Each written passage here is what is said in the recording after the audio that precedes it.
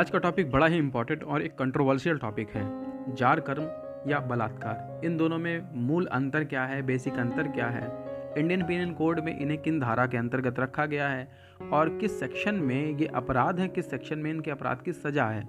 तो बेसिकली ये बहुत बार एग्जाम में टॉपिक पूछा जाता है, इनसे जुड़े हुए प्रश्न पूछे जाते हैं, लेकिन कई बार ये क्वेश्चन होता है कि एग्जैक्टली दोनों जब एक जैसी चीज़ें हैं तो दोनों में वास्तविक अंतर क्या है। तो आज उसी चीज़ को समझेंगे। जार कर्म जिसे हम लोग अडल्ट्री भी कहते हैं और बलात्कार जिसे हम रेप भी कहते हैं, इन दोनों में मुख्य अंतर को समझेंगे। जार कर्म की बात करें या जिसे व्यभिचार भी कहा जाता है, इसे भारतीय दंड संहिता धारा 497 में परिभाषित किया गया है, यानी कि इंडियन पीनल कोड सेक्शन 497 में इसे रखा गया है। और बलात्कार की बात करें, अंतर लिखते चलेंगे, पॉइंट टू पॉइंट आप नोट करते चलेंगे, डायरी लेकर बैठें, हेडफोन लगा लें, जिससे आपको चीज़ें बहुत अच्छे से समझ में आएंगी, आप चीज़ों को लिख पाएंगे। जहाँ भी कन्फ्यूज़न होगा वीडियो को रिवाइंड करके फिर से सुनेंगे, दोबारा से आपको चीज़ें बिल्कुल क्रिस्टल क्लियर हो जाएंगी। तो रेप की बात करें, बलात्कार जो होता है वो भारतीय दंड संहिता की धारा 375 यानी इंडियन पीनल कोड के सेक्शन 375 में दिया हुआ इसकी डेफिनेशन। तो पहला अंतर दोनों के धाराओं का है। दूसरा अंतर, परीक्षा के स्तर से तैयारी कर रहे हैं तो पॉइंट टू पॉइंट नोट करेंगे और बेसिक अंतर वहाँ पे पूछा जाता है। कई बार आपको कुछ स्टेट्समेंट देके पूछे जाते हैं, तो इनसे आप अंतर वहाँ पे स्पष्ट कर पाएंगे अगर आपने ध्यान से इस चीज़ों को सुना है।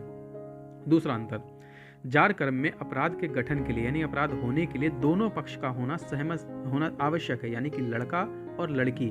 बेसिकली आप समझ लें, यहाँ पे लड़का लड़की शब्द प्रयोग करना भी गलत होगा, क्योंकि यहाँ पे पुरुष और महिला कहा जाएगा, क्योंकि ये अपराध जार कर्म जो है वो शादी से जुड़ा हुआ है, विवाहित महिलाओं से, विवाहित पुरुषों से जुड़ा हुआ अपराध है। इसलिए यहाँ पर पुरुष और महिला की स्तर हो जाता है, लड़का लड़की वाला स्तर नहीं रह जाता। लेकिन ये कहा जा सकता है, आप अपनी तरह से कह सकते हैं कि यहाँ लड़का लड़की होते हैं, बट यहाँ पे पुरुष और महिला की बात है, दोनों ही सहमत होते हैं, तभी जार कर्म का अपराध होता है। लेकिन बलात्कार के अपराध में स्त्री के साथ, लड़की के साथ जो है बल प्रयोग किया जाता है। अब यहाँ पर स्त्री शब्द जो है छोटी लड़की, नवजात के साथ और महिला, बुजुर्ग सभी के अंतर्गत इसके अंतर्गत आते हैं। तो वहाँ पर सभी के साथ बलात्कार की अपराध जो है वो माना जा सकता है। स्त्री सहमत इसमें नहीं होती, यानी बलात्कार के केस में अगर बात करें तो इसमें स्त्री सहमत नहीं होती है। तो ये दूसरा मुख्य अंतर है। जार कर्म में दोनों सहमत होते हैं और बलात्कार में स्त्री यानी लड़की पक्ष जो है सहमत नहीं होती, ये जबरदस्ती किया गया कार्य है। तीसरा मुख्य अंतर, व्यभिचार में केवल विवाहित स्त्री यानी जो मैरिड विमेन है उसी के साथ हो सकता है। तो बहुत इंपॉर्टेंट पॉइंट है, नोट करिए कि यहाँ पर जब आपसे एग्जामिनेशन में क्वेश्चन पूछा जाएगा किस प्रकार की महिलाओं के साथ हो सकता है, तो जो मैरिड विमेन है केवल उनके साथ हो सकता है ये। तो पहला ये कंडीशन है। और इसमें अंतर, रेप की बात करें तो बलात्कार जो है विवाहित और अविवाहित दोनों प्रकार की स्त्रियों के साथ किया जा सकता है और इसमें बल प्रयोग किया जाता है। फिर अगले अंतर की बात करें तो यह है, विवाह से संबंधित जार कर्म जो है वो विवाह से संबंधित है, लेकिन जो बलात्कार है वो केवल शरीर से संबंधित है।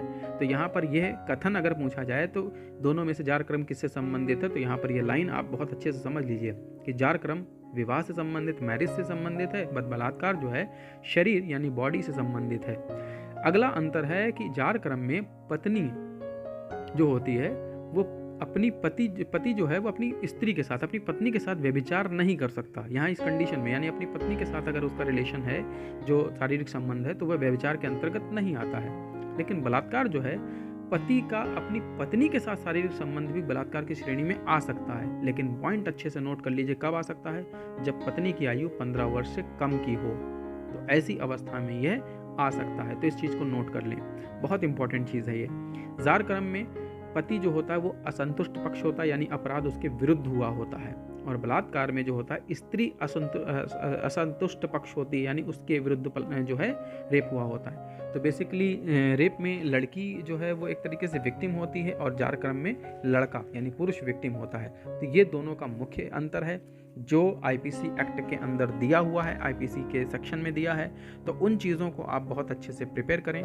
परीक्षा की तैयारी कर रहे हैं तो चैनल को सब्सक्राइब कर लें और इसके अलावा हमारे टेलीग्राम चैनल को भी ज्वाइन कर लें, जिससे कि आपको पीडीएफ और अपडेट्स टाइमली मिलते रहें। चाहे वीडियो पसंद आया हो तो वीडियो को लाइक करना बिल्कुल ना भूलें। एक नए टॉपिक और नए लेक्चर के साथ फिर मिलेंगे नेक्स्ट सेशन में, तब तक के लिए स्टे हैप्पी, स्टे सेफ।